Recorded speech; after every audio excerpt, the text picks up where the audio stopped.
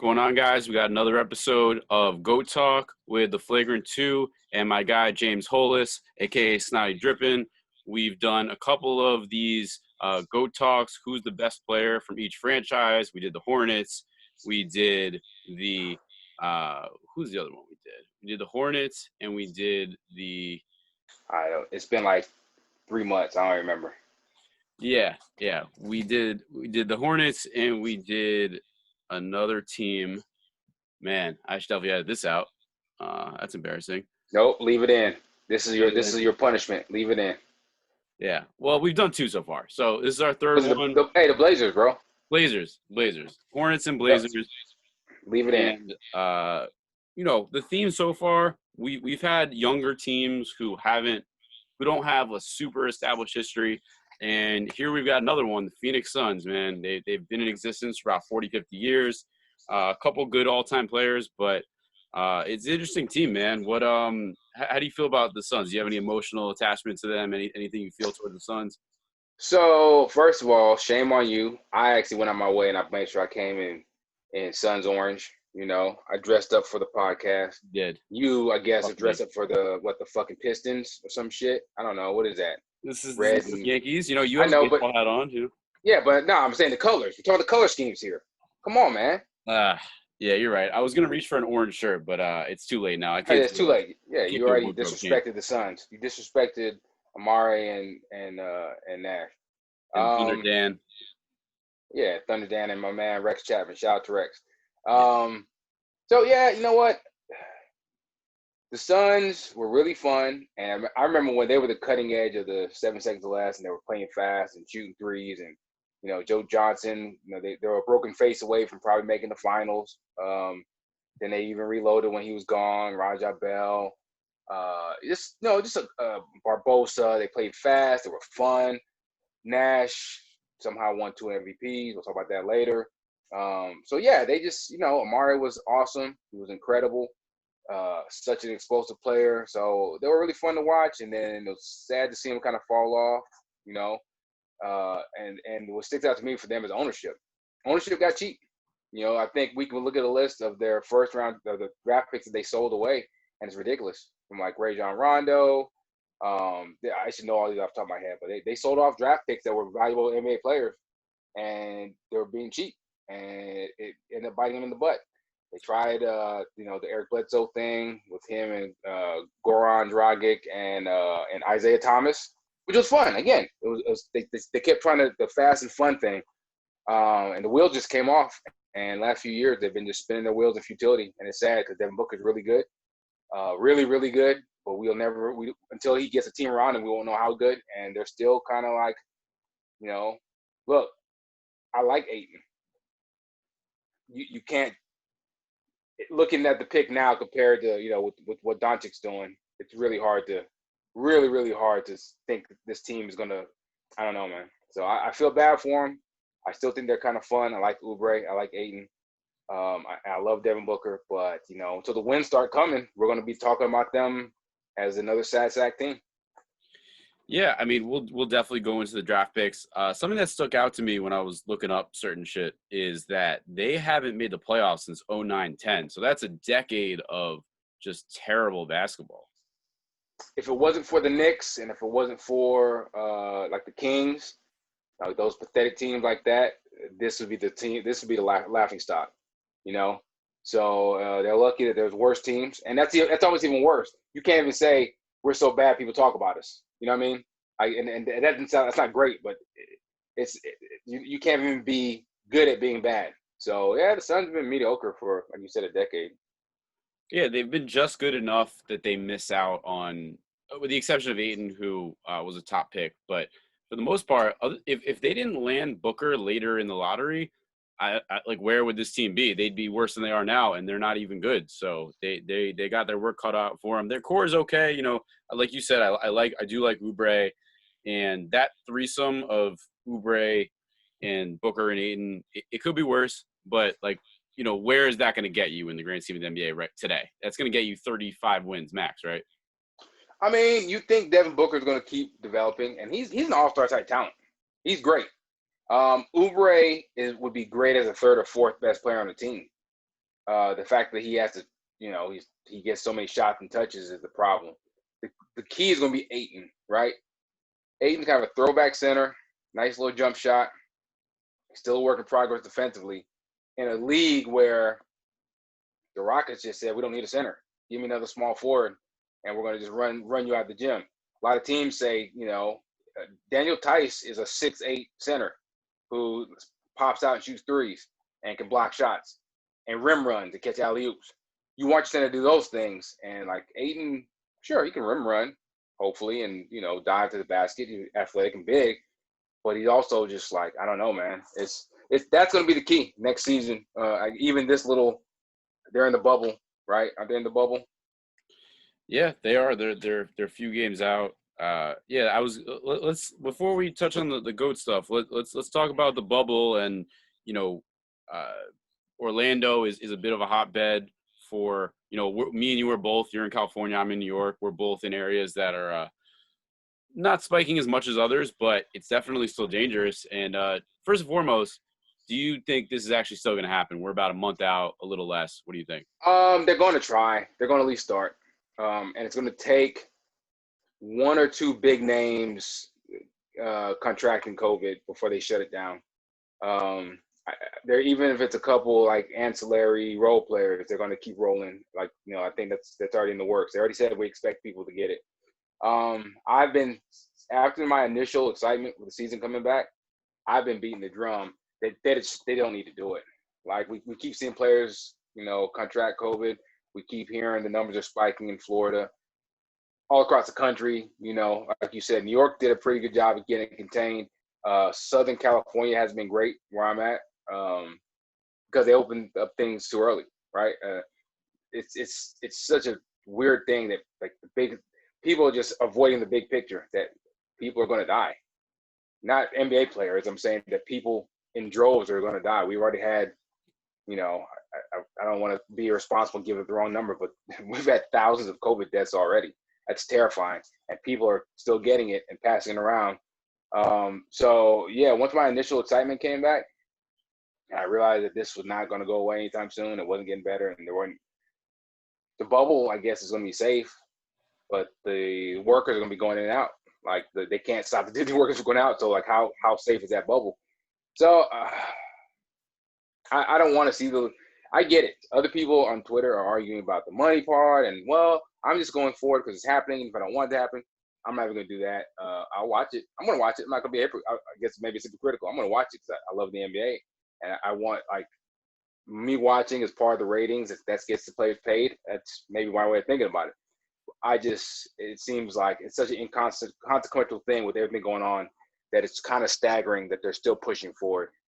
So they're going to try no matter what. They're going to start.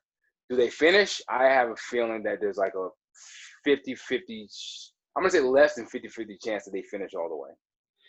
Yeah, I to your point about sort of big names, all it's going to take is one big name, like a Chris Paul, like a LeBron, like a Giannis type person. If one of those guys in 2 weeks says, screw this, I'm out, that's going to hold some weight. I mean, I know, I'm not even going to dignify the Nets because it's very convenient for every net to drop out when KD and Kyrie are not on the team. Like that, I roll my eyes at that one, but it's going to take a big name to drop out.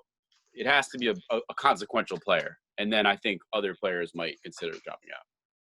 So my question is, what if a consequential player doesn't drop out but catches COVID and he's quarantined for 2 weeks and then tries to come back? Then it would that push other players to drop? What if, and that's my thing, like what if LeBron gets it in the conference final? In game 3, all of a sudden we pop up, LeBron James is out for the next 2 weeks. You know what I mean?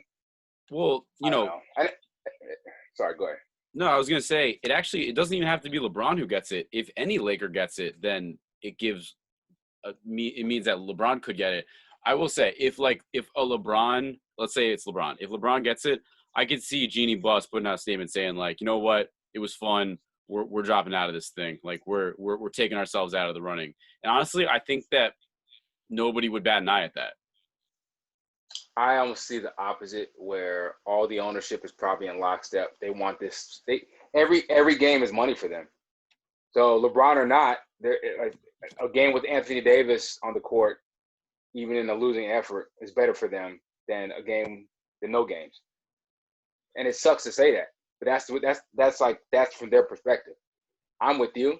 It would be nice to see a team do that, but there's not an owner who's going to do that because they lost already so much money with the lost season, lost revenue, lost the gate at all their arenas. They're not going to get now. They're trying to recoup whatever they can. So,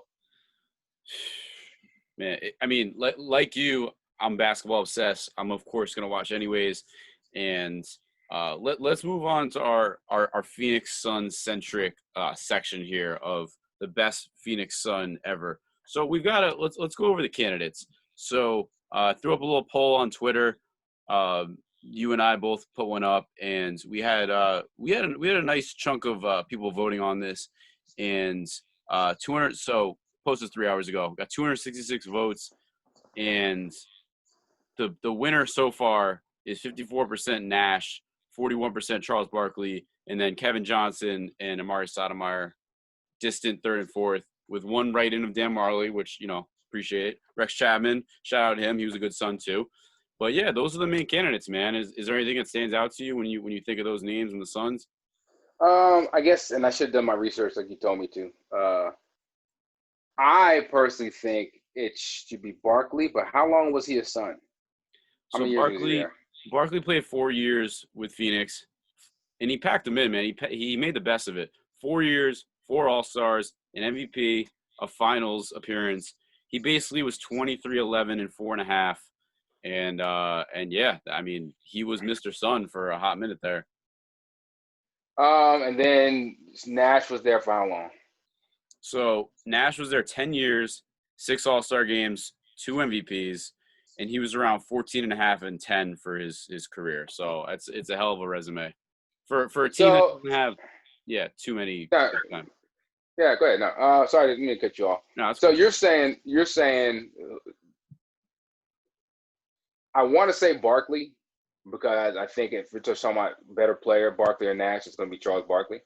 Barkley was more dominant in his. So I don't want to undermine what Steve Nash did and say that Barkley was more dominant. There's different ways to dominate the game. Nash dominated with his handle, with his playmaking and decision making, and he was the conductor of the 7 seconds or less.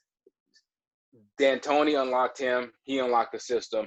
Vice versa. Boom. Barkley was just a force of nature, and he drove a team to the finals. He was a conductor of they were running gun too in a different way because they got up and down the court. They didn't play defense, but they scored a lot, So I guess we got to go with longevity. I got to give Nash his props for the 2 MVPs in 10 years versus 4 years. 4 years in the finals should have a little more weight. MVP in the age of MJ should hold a little more weight. You know what? I don't care. I'm gonna go against the grain because I think a lot of the numbers, if you laid the numbers out and said, but I think for the era, Barkley going head up against Michael Jordan, winning that MVP, I'm gonna give him the nod. That's the question I was gonna ask you: is what Barkley did in 4 years equivalent or better than what Nash did over 10 years? And, similar amount of All-Stars, Nash 6 to Barkley's 4. But I actually agree with you. I think that what Barkley did was more impressive. Nash, he was an MVP caliber player. I think there's a lot of people who would say that one of those 2 MVPs probably should have gone to Kobe. And, much respect to him, man. He was incredible. Like you said, he ushered in a specific era. They were one shove into the sideline away from the finals. But I think, this is kind of our Hornets argument where I said LJ, and I thought that even though he played less than Kemba, his impact was super important and super valuable. And, I'm actually going to agree with you there, man. I do think that Nash deserves all the credit in the world.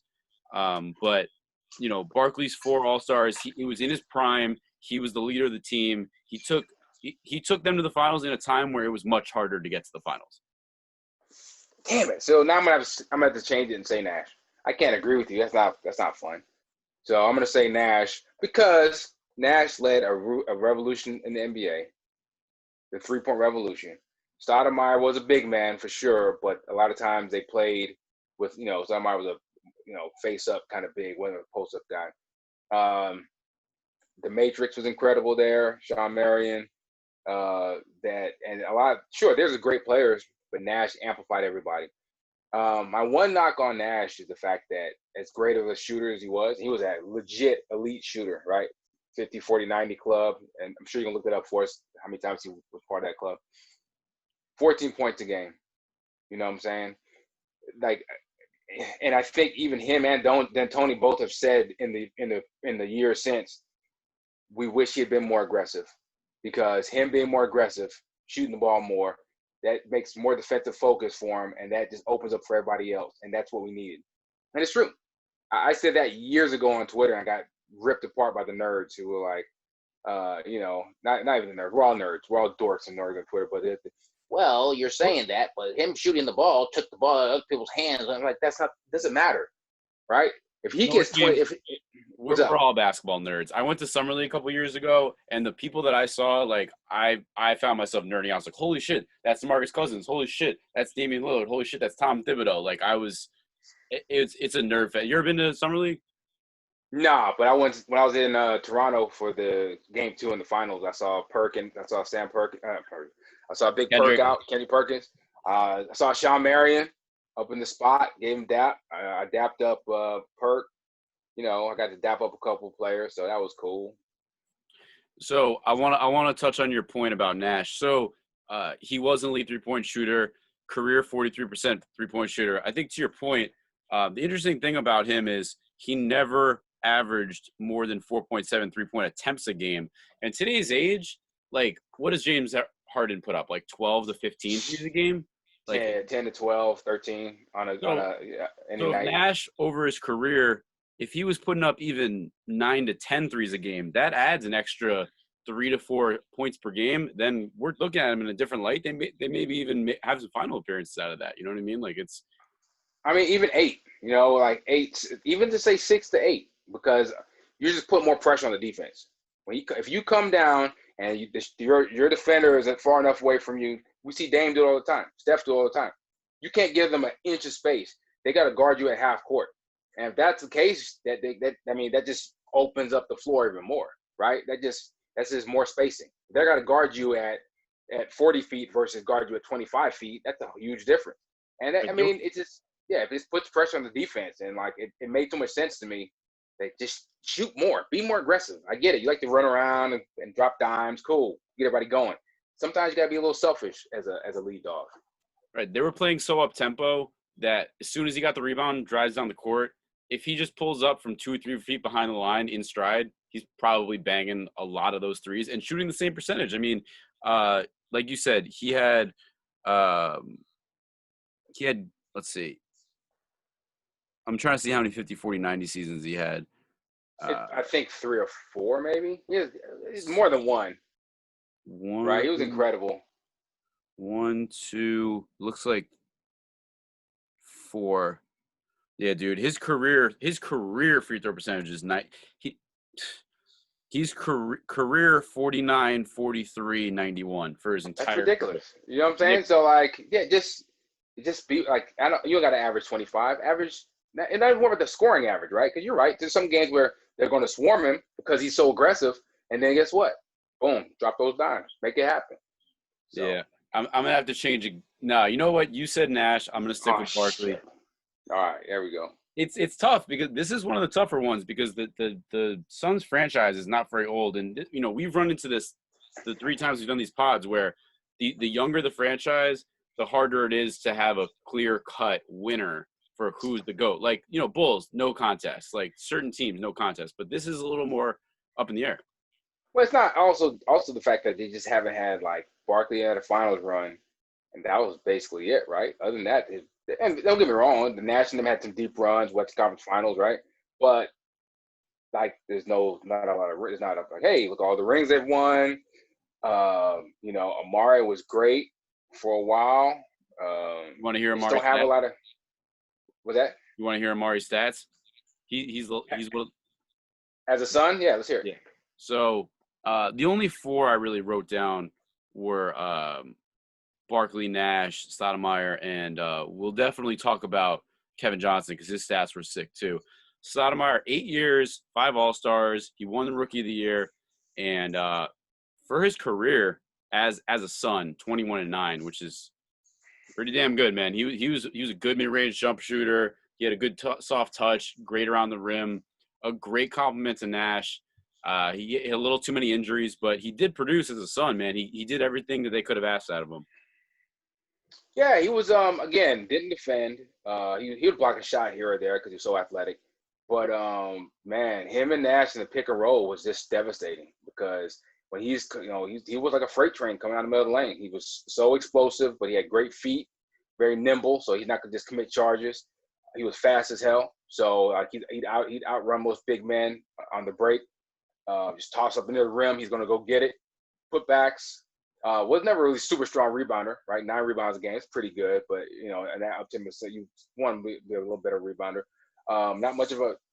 I remember him being an okay passer if he wanted to, but he was looking to score, right? So yeah, man, it was just what are you gonna do?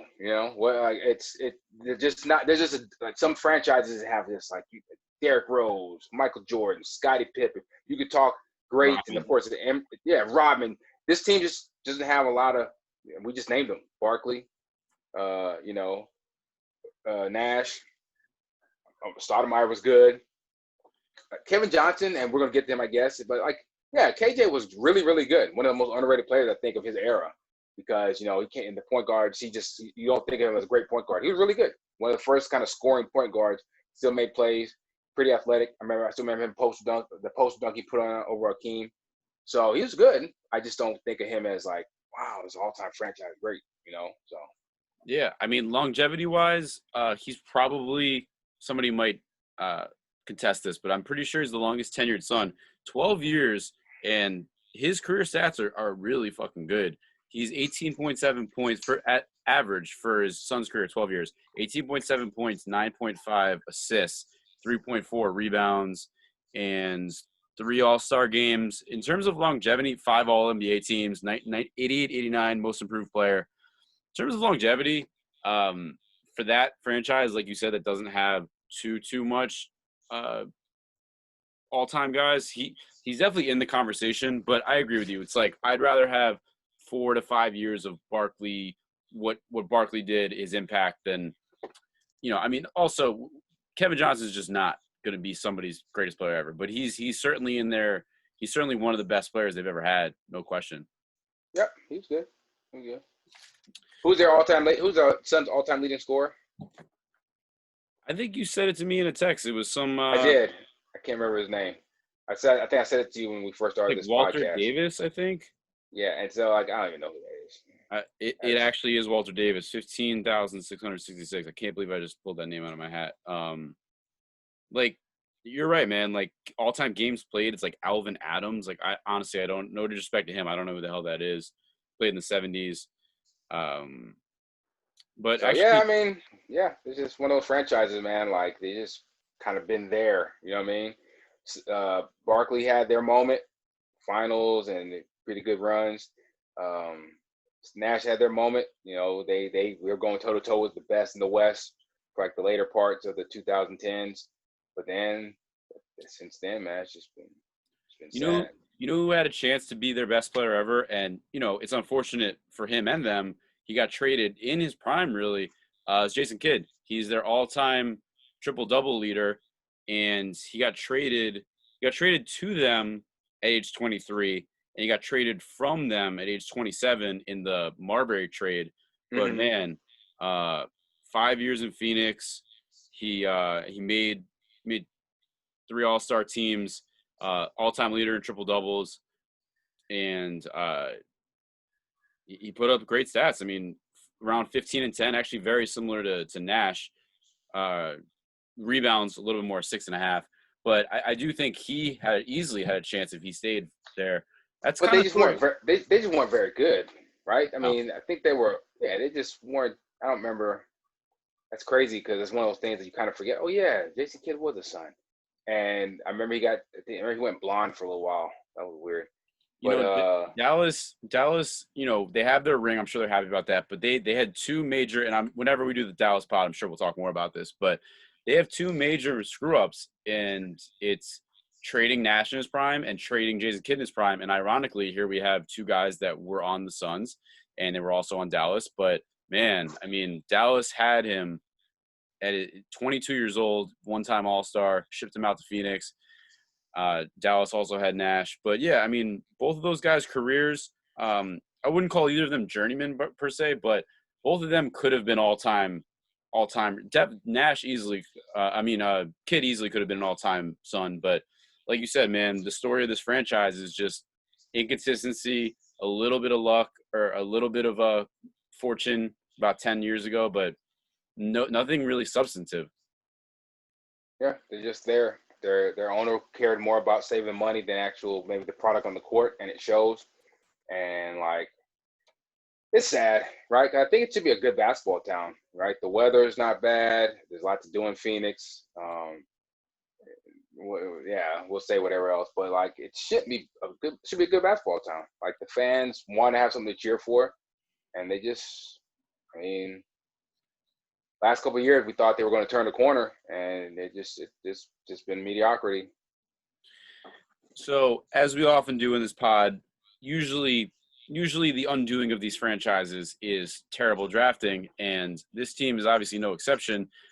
You touched on them taking Ayton, which, could be a good player, 20 and 10 type talent, but not taking Doncic. That's a franchise changing move.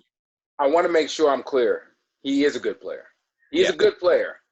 But this is almost like the Greg Oden, Kevin Durant thing. Even if Oden didn't get injured, you passed on Kevin Durant, who was an all-time great. Sam Bowie was a good player. He was a good player. He was fine. You passed on Michael Jordan. You know what I'm saying? So that's why I'm not saying Luka's going to be Michael, and I'm not saying that he's that Ayton's going to be almost like a bust like Sam Bowie because that was injuries. But the fact is, you could pick a good player, but you pass on a great player. People were projecting to be great already. Can you imagine Luka Doncic and Devin Booker on the perimeter? They'd both be averaging 25 a game. And even if Luka's not, because, Devin, I think, would still be kind of the scorer, but Luka still averaged at 24, 20, and he'd average 9 assists a game at point. You know what I mean? And all you need is a rim-running big, what's my guy's name? Rashawn Holmes. Like a guy like Rashawn Holmes would block shots and run the lane and dunk. Like, well, it happens. So the one thing about that, and maybe one of our listeners will have an inside scoop on this, but the thing that made the least amount of sense in this entire thing is that it's one thing to love Ayton and have the pick and take him. That's all good and fine. I totally respect it. Like you said, Ayton's a good player. Nobody's gonna say otherwise. But the Suns' coach at the time was Igor Kokoskov, who was the Slovenia coach. He coached Luka Doncic. Wouldn't he be in the GM's ear and wringing his neck and saying, "Bro, you have to take this guy. I don't care if you fire me. You have, I coach this kid. You have to take him." Like, that's the thing that makes no sense to me. Yeah, so the Suns keep setting themselves up for failure, man. They put themselves in position, and they just, that was it, man. You got your generational backcourt. Imagine a Luka Doncic, Devin Booker backcourt. What you could legitimately say since Clay and Steph were out this year that they could be the best backcourt in the league this year. With Oubre, with who's that center they have who's kind of like a bully and he elbows people in the head. Who is that guy? They've got a center who people like. Aaron Baines, is that it? Oh, Big Baines, yeah. Baines out there shooting threes and setting screens. That'd be incredible, man. That's a good enough team right there to maybe come out of the West. But so we'll when we do these draft picks, it's not really fair to judge the last 2 years. But man, you're gonna cringe at some of these picks. Other than Booker in 2016, 13th overall, that was obviously a fantastic pick. But man, 2016. Ooh, the Marquis Chris draft. Let's go. There's probably 5 out of 6 years that are just really tough, man. Like 2017, 4th overall pick, they take Josh Jackson. I think he's already out of the league, right? He got kicked out. He's playing for the Memphis G League team, and Memphis was going to give him some burn. And I think he had a couple moments where he actually played even for the regular Memphis squad. He gets out and runs. He's athletic. We know he's kind of a knucklehead. Those issues with weed and something with his, child endangerment or whatever. But I think they haven't quite given up on him yet. But for him to go forth, and full disclosure, I liked him a lot. I liked him a lot because of his size and athleticism. And, in today's modern NBA, hey, he plays some power forward. Cool. But I didn't know he was this much of a head case. Man, so there's that pick, 2017, number 4 overall. 2016, they also had the number 4 pick, took Dragon Bender, who another guy who has potential, but hey, I mean, look, a guy can only be considered salvageable for somebody else. Like at this point, those guys will not help the Suns. Like that's. I mean, Bender's in. I want to say Minnesota. He was in maybe Minnesota for a minute. I think they either cut him or they traded him for scraps. And he played a little bit for some other team, or he might. But I think right now he's a free agent, man. I think he's gone. Yeah, they were like, oh, I can't believe I picked him up for this, for the bubble team. He got picked up by the Warriors, of course. The Warriors are just auditioning guys like this year. I think he actually looked okay for the Warriors because they were losing and whatever. But yeah, there you go. So those 2 picks, clearly unmitigated disasters. And then who else? Back to back, those picks, and then 2015 was Booker. So obviously we touched on that. 2014, they had 14 and 18. T.J. Warren, not a bad pick, but then 18, Tyler Ennis. Actually, that was a hell of a draft for them because they got Bogdan Bogdanovic at 27. But again, typical Suns, they didn't even keep Bogdan Bogdanovic. He's really good. T.J. Warren, also good, but none of those guys even helped them. Like T.J. Warren is balling for Indiana now. Pacers, it's just, it's not just drafting these guys, James. It's what do you do with them? It's like, the Pacers can hold a banner that says, we drafted Kawhi Leonard, but, bro, you traded him for George Hill. It's like. What year was Marquis Chris? Marquis Chris. Did they draft him? Because he's not showing up in their draft history. I'm sure he's one of those dudes. I think they might have traded for him on draft day because I thought they had him and Dragon Bender. So Marquis Chris was a 2016 draft pick and was drafted by the Sacramento Kings. And then got traded over to Phoenix, right? Yeah, let me look at his little transaction history here. So drafted by the Kings, 2016, 8th overall. Traded. Okay, here's where the Bogdanovic thing. Here's where it comes to play. So 2016. They drafted Bogdanovic. Go ahead. Bogdanovic is nice, man. I know. Him. That's why I'm laughing. They drafted Bogdanovic and traded him for Marquis Chris. Dude, that him and T.J. Warren. That would be a hell of a draft if you kept both those guys. So it was Bogdanovic, Skal Labissiere, and George Papagiannis for a 2nd-round pick. So how did Chris get – so Chris and a 2nd-round pick? Traded by the Kings. Okay, he was basically traded for Bogdan. He was traded – so I guess his 8th pick. Mm-hmm. So it was a top 10 pick, which became Marquis Chris for Bogdanovic, Skal Labissiere, Giorgio Papagiannis, and a 2nd-round pick from Detroit. But Jesus, again, man, it's like these guys could have helped them. It's really sad because those guys, T.J. Warren and Bogdanovic around a core of Ayton and Oubre and Booker, they'd be a tough out this year. I mean, just the fact that you're dealing with these number 4, number 5, number 8 picks. You got these lottery picks, and the only one that's been worth a damn so far has been Booker. You know what I mean? Because everyone else is gone. Marquis Chris was didn't even make it. Any player that doesn't make it to their first contract, especially as a lottery pick, and you don't make it to sign that rookie extension, I hate to say you're a failure, because I hope that these guys can turn around. That's bad. That's an indictment of you. And it's an indictment of the franchise that drafted you, because that's poor poor scouting, and then that's poor development. Because Chris has shown, like even this year I think he went to Golden State. Well, he went to the Rockets for a second, Oh, yeah, and okay. I think now he's gonna go. So he's shown flashes. It's just that if you just spend years just like being stagnant because you're not getting the proper structure, the proper training, you're not gonna develop. So this year with the Warriors, he's shown flashes, man. Defender, putbacks, whatever. And it's sad because he has so much raw talent, So Yeah, we'll keep these disastrous picks to the last 10 years because, it's not really worth going into 04, 05, 06, whatever. But right before the TJ Warrens and stuff, you're going to love this one. 2013, your boy Alex Len, number 5 overall. Just another disaster. who went before and after him? Who went right after him? Give me some picks after Alex Len. All right, so 2013 draft. Oh my God, this was the Anthony Bennett draft. So everybody was It's a bad draft. Yeah, all right. I mean, Nerlens Noel, Ben McLemore, KCP, Trey Burke, McCollum, Steven Adams. I mean, even that. Think about it. There was Noel. Perfect. Rim running. Not a great rebounder. Block shots. Strong I defender. like Nerlens Noel. Yeah. But other than that, we won't delve too far into it. But there are some laughable names in here. 2012, 13th overall, Kendall Marshall, who was good on UNC. I mean, he actually played. He got some burn in the NBA, but not a lottery pick. Kendall Marshall was an NBA Twitter favorite. Everyone loved him, but yeah, that who went right after him?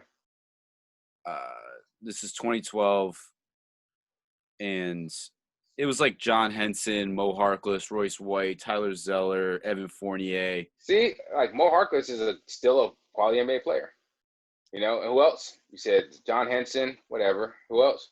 Fab Melo, again, rest in peace. Second time he's been mentioned on this pod. Perry Jones III, Marquis Teague, those kind of Festus Ezeli. Okay. Nobody you're writing home about. Quincy Acey, who had a decent career. Jay Crowder, decent second round pick. But all right. You're right. There's no, you can't really kill him for that one, I guess. But still, it's Kendall Marshall. So I'll give them credit. 2011, and we'll wrap it up there because 2010 they only had second round picks. But 2011, 13th overall, they took Markieff Morris, who, all things considered, that's a good pick. He's had a good year. But again, the theme right here, James, for us right now is these guys, good players, they didn't even help the team. He helped the Suns a little bit, but these guys. I mean, he helped them do what? You're right. He scored some points. Him and they brought his brother in. What'd they do? They didn't. Right? The Suns have just been bad. So like, what they really, and they end up leaving. Neither one of them was happy when they left. You know what I mean? They do Isaiah Thomas. They got Isaiah Thomas in there, and then he ends up, getting traded away or leaves unhappy. Like nothing. It sounds like no one. I almost feel like no player who's left the Suns in the last few years would say, "Hey, I had a good experience with the Suns." Eric Bledsoe was there. And they brought him in. Then you make a split time with 2 other point guards, and then you trade him away because he's like, I don't want to be here. And that was such a funny. The only thing that was funnier than the tweet was the excuse. You remember he said he was like, "Oh, I was at the nail salon or I was at the hair salon with my girl, and I didn't want to be there." It's like, nah, bro, you don't want to be a Phoenix Sun. We get it. But you know what's so funny? The fact that it could be true, and yet he got traded for it is like the epitome of the Suns, because the fact that the ownership would see a player tweet that and be like, "Oh, he's talking about us," that tells you right there. That's a damning evidence against that front office. So that Marquis Morris draft, there's a couple really fascinating tidbits about that draft. One of the coolest things ever is 13 and 14. Marcus and Markieff got drafted back to back. That's pretty cool. Yeah. But this was the Kyrie draft, and man, Marquise and Marcus went 13, 14, but then who goes 15 and 16, James? Kawhi and Vucevic. It's just But to be fair, Kawhi was a little bit of I don't want to say a project, but he definitely got unlocked by the Spurs. He had the defense. He didn't necessarily have the shot. He didn't necessarily have the confidence. And who knows if he stays with the Pacers, does he become who he becomes? I'm not positive. I'm not going to give anybody a be fair or anything. If you missed, you had a chance to draft an all-timer and you didn't, it is what it is. Yeah, so I don't think that was a bad pick, but, we just went over 10 years of Suns draft picks, and what do they really have to show for it besides getting lucky that Booker fell to 13, Aiden at 1, which is and they traded for Oubre, good trade. But, where does that really leave you? It leaves you again scratching and trying to make the playoffs and saying, oh yeah, we're learning, so next year we're gonna be better. They just kind of grind through coaches, they grind through the roster. Devin Booker signed that. He had to take that max money. He'd be dumb if he didn't, but he stuck, and it sucks, man. Because you know what? They actually have some pretty good uniforms. I like the bright colors, and they just have all the makings of something that could be good. You just put a good product on the floor, and they just haven't been doing that. So. Yeah, so I mean, this episode we don't have a ton of extra stuff. I mean, it's just. Do we have questions? We do have questions. Thank you for saving my ass there. Somebody, Yoshimitsu _Wab said, I just want to know when the Suns will be good again as a Steve Nash stan account. It's a good question, man. I mean, I think me and you were kind of in lockstep with this, that their core is okay, maybe a 6 or 7 out of 10, but what do you think they need to make that next step? I feel like just like the Knicks, they need a new ownership group. A new ownership group would make a hell of a lot of difference. That ownership group would also need to bring in a vet and do a good job of, when I say bring in a vet, as in like do their research and bring in a strong front office. Find somebody that's knowledgeable, young, and forward thinking. Make sure they get a capologist.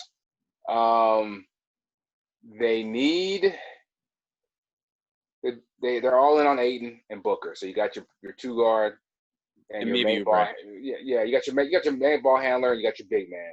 So and Oubre's fine, but I think they need one more perimeter piece, a point guard who can actually maybe get things organized and actually run the offense would be great instead of just letting Booker just kind of cook off on his own. They can find who's their point guard now? Rubio.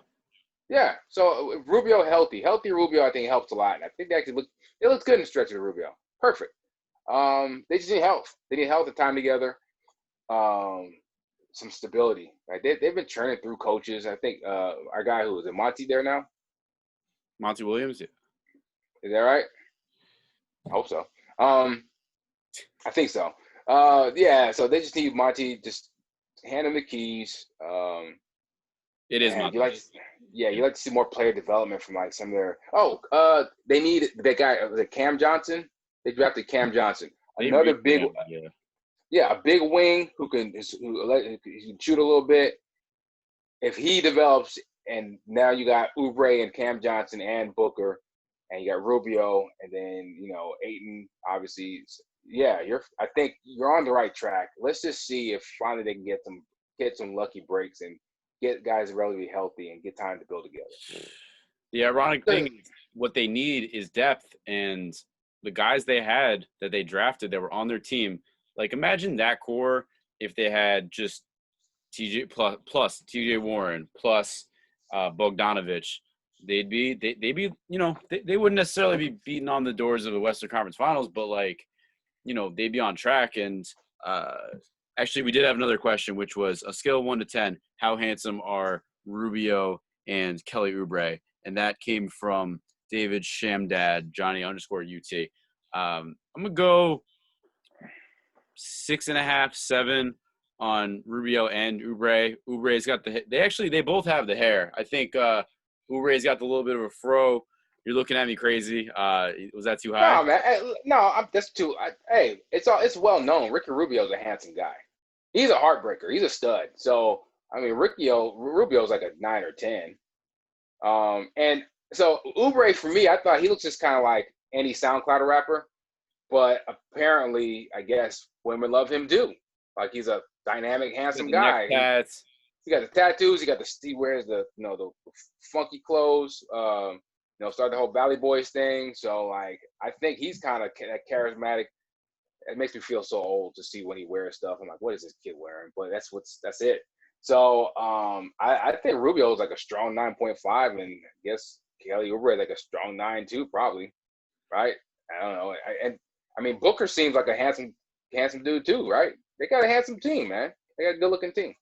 They do. They do. Before we leave, let's just I just want to say, just for the But fact, those are only two questions? just a couple. The rest of them were people just tagging other people saying, "Oh, check out the pod," and then somebody tried to troll and said, "Isn't there another Flagrant 2?" And I showed him some timestamps and some receipts on. We started this page 2 years before they did, so thank you for that. Burn. Thank you for that. No name is not avail, but He deleted the tweet. bro. What's that? He deleted the tweet. Did he? Probably, or Yeah. he blocked you, one of them. So good job on you. You got him. Yeah, you're probably better at clapping back than I am, but sometimes you gotta. Nah, that's not a clapback. You just spit facts. There's nothing wrong with that. It's just big facts. But yeah, other than that, I did want to mention just so we're clear that the run that they had, man, it was a real nice run. So they, like I said, they haven't made the playoffs since 09-10. But that run between 04-05 all the way until post 09-010 season, they made it to the conference finals, lost to the Spurs that first year. Conference finals, lost to the Mavericks. Semis, lost to the Spurs. First round, lost to the Spurs. Missed it in 08-09. And then their final year, lost in the conference finals in 6 to the Lakers. So valiant efforts, but just couldn't get it done. And so I think if you look, like that's the year the Lakers won the championship, right? It is, yeah. And then they lost to the Spurs in their championship year too, right? Yep. Yeah, so it's like to lose. There's no shame in losing to the eventual champs. It's just the fact that like it is what it is, right? People say Karl Malone was kind of a choker, loser. Great as he was, but he played in the age of Michael. They say the same thing about Barkley. They say the same about Karl Malone. They say the same thing about Ewing. So you don't want to. I'm not calling them losers. I'm saying like sometimes you can just be cursed. You play in the wrong era, and that's what it seems like. Yeah. I do give them a lot of credit for they did carve out a lot of interesting niches for like the Boris Diaws and the Quinn Richardsons and even like young Joe Johnson. A lot of these guys, they bring them in and they shoot 40% from three. Jared Dudley, they did carve out a niche that is very prevalent in today's NBA, and they deserve a lot of credit for that. And Nash probably is the biggest beneficiary. I think Amari probably second, Marion actually too. Well, I'll say this: Amari went to the Knicks, and until he got hurt, was a beast too. Amari was a force of nature. I think that if we're going to say anybody got, I'd say Nash really did benefit from that system and playing with D'Antoni. I think Amari would have thrived anywhere. But but before we go, you mentioned Shawn Marion. I just want to put his stats out there. As a Sun, he made 4 All-Star teams, and his numbers are pretty bonkers, bro. 18.4 points, 10 rebounds, 2 assists, 2 steals, 1.5 blocks, 2 All-NBAs, All-Rookie his first year. Guy was a beast. He just had a nose to the ball, great rebounder. He absolutely benefited as much as anybody, and great player, awesome player. 9th overall in 99, great pick. Yeah, Shawn Marion was a beast, man. He can guard. He was like one of those original Swiss Army knives. He could guard 1 through 4, some 5s. They play him at power forward a lot, So yeah, shout out to Shawn. So I think we could probably our last point. I think we can agree their best pick in the last half dozen years was probably Devin Booker. My question to you is, hands down, Devin Booker. Who was their worst draft pick? Do you want to hear the candidates? I'm gonna say Dragon Bender, because Bender was supposed to be that big stretch 4, stretch 5, and I think he shot terribly as a Sun. Like he just at the end of it, he wasn't even playing. Right, they were just bringing him in spot minutes. It's just a waste of a pick. You pick somebody number 4, and then 3-4 years later, they're not even on your squad. You don't even offer them the rookie extension or pick up that qualifying offer. You don't even want to deal with them. That's just a waste.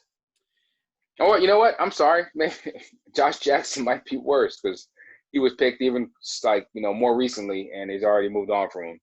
That was absolutely going to be my pick. Was Josh Jackson, also number 4th pick. Only played 2 years in Phoenix. They gave him some burn, not a ton of burn. In his 2 years there, 25 minutes a game, shot 41% from the field, 26 and then 32% from 3.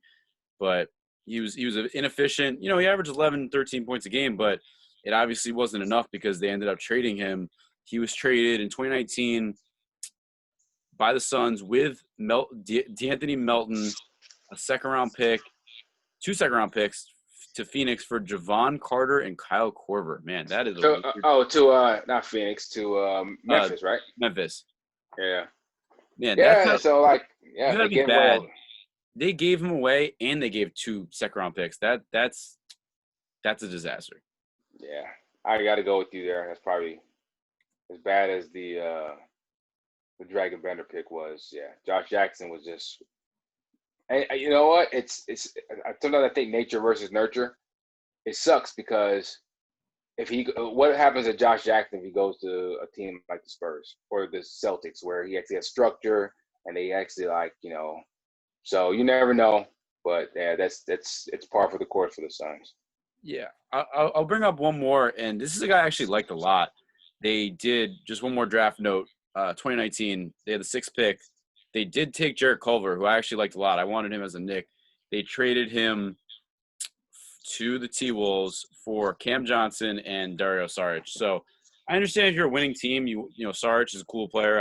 I definitely think he's good, but I don't know. I don't love that trade. What do you think about that? No, I think it's fine. You got a player who could play, who you wanted maybe as part of your future in Saric, even though I'm not a big Saric guy. I think he's kind of, I don't know, whatever. Cam Johnson, I think, turned out he's young, right? He's Cam Johnson, really young, and I like Culver, but I actually think that was not a bad trade. I don't think that was too bad. So Cam Johnson, unfortunately, I would love to let you get away with this, but he's actually not young. He's 24, which for a draft pick is not young at all. He did 4 years in college. He did. I mean, look, They say he's a great shooter. I'll take him at his word. He shot 40% from 3 his rookie year. That's pretty good. That's good. But I'll give them credit. When you make moves like trading for Saric, trading for Rubio, it shows that you actually have trading for Aaron Baines. It shows that you actually have a commitment to you're trying to get guys who can actually help young guys who could help build a winning culture. So I will give them credit for that. Is it going to be enough? I'm not sure, but I will say that it seems like they're trying to build a winning culture. Well, the answer is it's not going to be enough because they suck this year. So right now the answer is no, it's not enough. But we'll see next year if maybe they can actually put some good stuff together. Maybe they get like I was going to say maybe they get like a LaMelo Ball or something, but they're in the bubble. They actually they can't even get in the lottery, right? Like it's not even possible. Oh, no. It's still possible because, remember, if you're in the bubble, you still might fall out far enough where you don't get to the playoff round. So you're still going to be a lottery team. But you're not going to be – I'm sorry. Yeah, you're going to be the lottery, but you're not going to be like one of the top 4 or 5 picks. You're going to be – yeah. So. Right. You might not get the AC seed, and then you'll probably end up with like the 10th pick, 12th pick. Exactly. So. Oh, man. Well, man, that was interesting. Another team that has not been around too long, but I think Barkley, Nash, both of us, we did argue on that, and I think you could argue either one. I don't disagree with either one. I personally like Barkley more. I gotta respect Nash's resume. So awesome. Well, we did the Hornets, we did the Blazers, we just did the Suns. And stay tuned. We're definitely gonna keep this going. We're gonna get some cool guests in here too to debate this GOAT topic. We'll probably disagree on a lot of things, but rest assured, more arguments, more bad draft picks, and we'll keep it going, man. James, thanks as always for joining me, and we'll be back soon.